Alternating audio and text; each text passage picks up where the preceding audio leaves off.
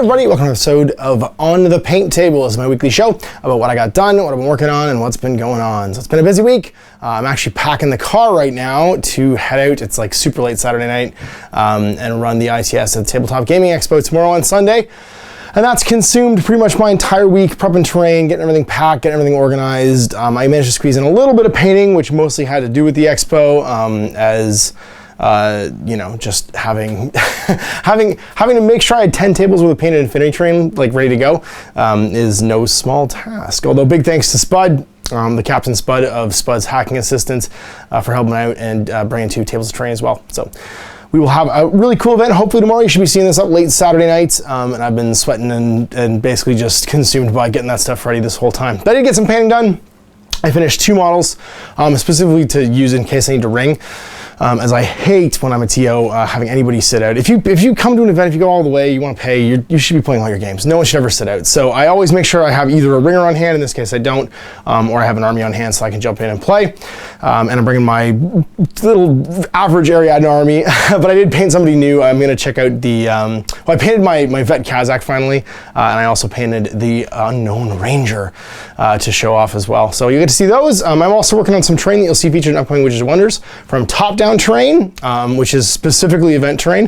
One of the hardest things to have an event for ITS for Infinity that contains an objective room is this 8x8 square that every table has to have. So 40 mil objective tokens is usually pretty easy, but when all of a sudden everything needs a room, that can be a lot of work for a TO.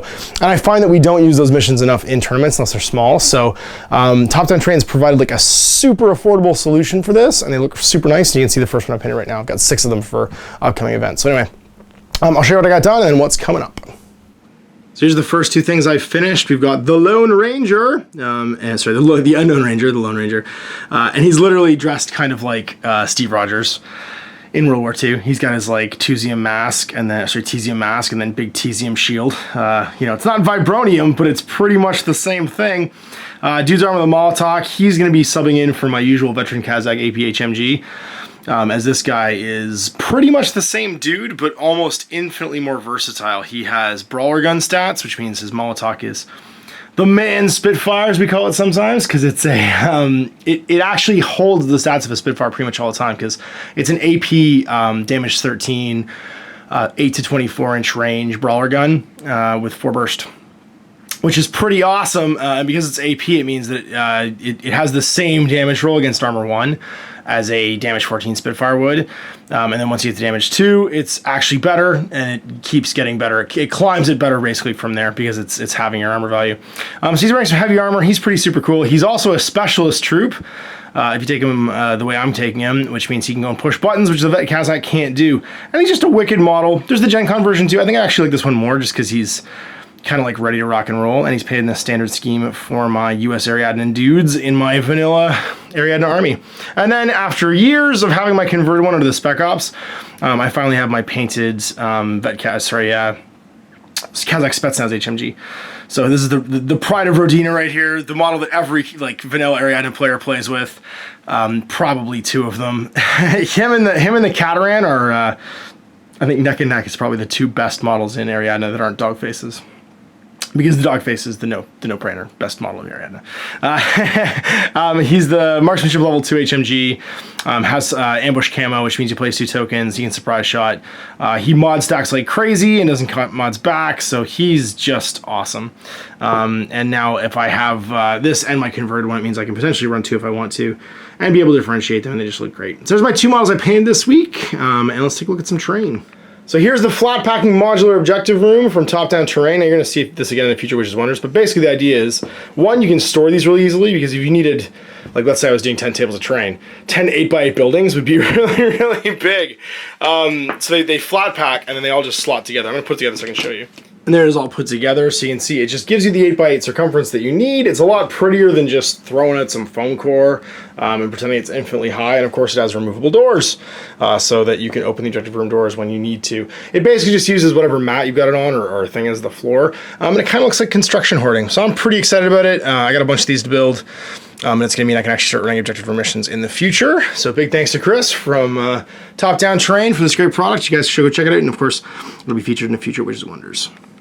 And so here's some upcoming stuff. First of all, we have Knopf, the hero of Outrage, the great manga from Corvus Belli from Infinity. If you haven't actually read the comics, I've talked about it before my live shows and stuff. It's just a great look at sort of like the soft underbelly of the human sphere, which, as I've talked about before when I talk about 40K, all my favorite novels in like these miniature sci-fi and fantasy games are always the ones that tell you about what the average Joe is doing. And that's kind of what you get when you read these. So Knopf's, he's kind of like a human-y version of, if you've played with him before, what's his name? Armand Lemuel from the Toha, the Spec Killer. So he's got a multi-sniper rifle, mimetism, and a bunch of other sort of like martial arts stats and stuff that make him like a cool like lone killer guy.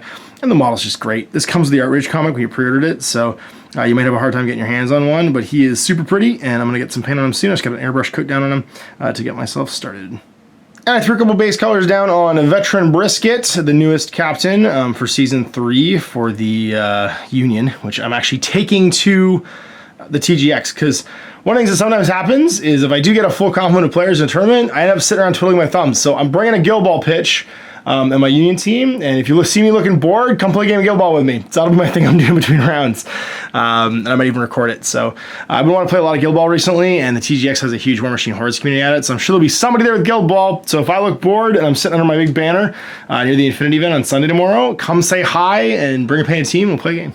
So there you go, another on the paint table in the books. It's been a crazy week between chasing my two kids, who of course are in love with the nice weather and summertime, and getting ready for this tournament. Man, I'm knackered, but I gotta get up early tomorrow, drive out to Etobicoke and run an ITS. So I'm pretty stoked about that, see all the local meta guys who get together at Tabletop Gaming Expo and throw down some dice. Maybe I get to play, that'd be cool. Maybe I won't get to play, I'll play some Guild Ball instead. I'm hedging my bets. But if you are in the area for the TGX, come say hi. And I'll be there to shoot the breeze, hanging out, probably recording the top table game from the ITS that I run, regardless of what happens, and then maybe playing some Guild Ball if I'm not actually busy running the event, or busy playing in the event because I'm the ringer. So anyway, hope you guys enjoyed that. We'll see you next week on the paint tables, and I'm Ash. Happy Wargaming. I hope you enjoyed that video. If you want to support the channel, of course, like and subscribe and hit the little bell below so you get notifications when I post future content. I do post stuff 7 days a week. My live shows are on Mondays at 2 p.m. Eastern time, typically, unless I notify otherwise. If you want to support the channel further, you can, of course, buy a t-shirt through Spreadshirts, buy a measuring gauge or objective markers from Desperate Designs, or, of course, most importantly, there is Patreon. Patreon is what makes all this possible, keeps the lights on, pays for the studio costs, pays for the equipment, model costs, and everything else, and most importantly, puts food in my kids' bellies and a roof over their heads. Big thanks to everyone, past, future, who supported me. I do this stuff because of you guys, and, of course, I will continue doing it as long as I can.